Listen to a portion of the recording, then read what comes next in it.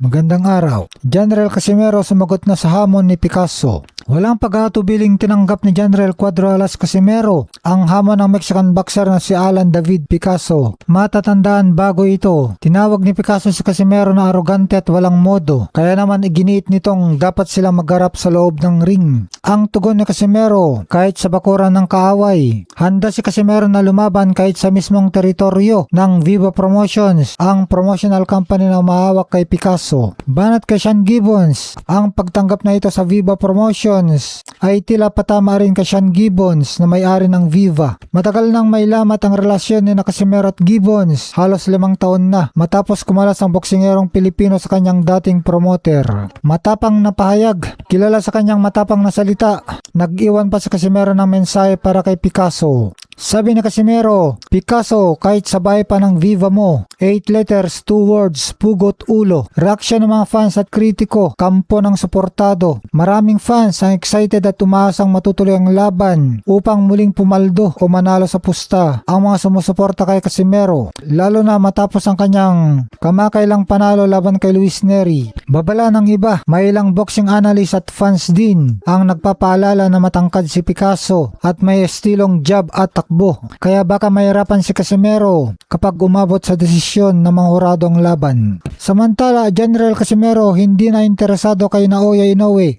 Matapos ang kanyang sunod-sunod na matitinding pahayag, naging malinaw ang pananaw ni General Cuadro Alas Casimero tungkol sa kuryenteng tapatan nila ng Japanese superstar na si Naoya Inoue. Ayon sa mga huling ulat at mismong pahayag mula sa kampo ng boksingero, hindi na si Inoue ang pangunahing focus ni Casimero, kundi ang mga belts o kampyonato sa kanyang timbang. Taas ang sinabi ni Casimero sa kanyang opisyal na pahayag na I'm not interested in Inoue, but I'm interested in all belts. Ipinapakita nito na mas mahalaga para sa kanya ang muling maging world champion at kolektay ng mga gintong sinturon sa boxing, kaysa umasa sa isang partikular na pangalan na matagal nang umiiwas o hindi nagkakatugma ng schedule sa kanya. Matatanda ang ilang taon ding hinabol ni Casimero si Inoue mula pa noong nakansela ang laban nila noong 2020 dahil sa pandemya. Dahil sa dami ng mga naging aberya, mas pinipili na ngayon ni Cuadro Alas na harapin ang sinumang boksingerong may hawak ng titulo o magbibigay sa kanya ng mas malaking oportunidad. Mga bagong hamon. Sa halip na magaksaya ng laway kay Inoue, mas nakatutok ngayon si Casimero sa mga boksingerong direktang humahamon sa kanya, gaya na lamang ng nagdaang manghang na patutsada nila ng Mexican boxer na si Alan David Picasso.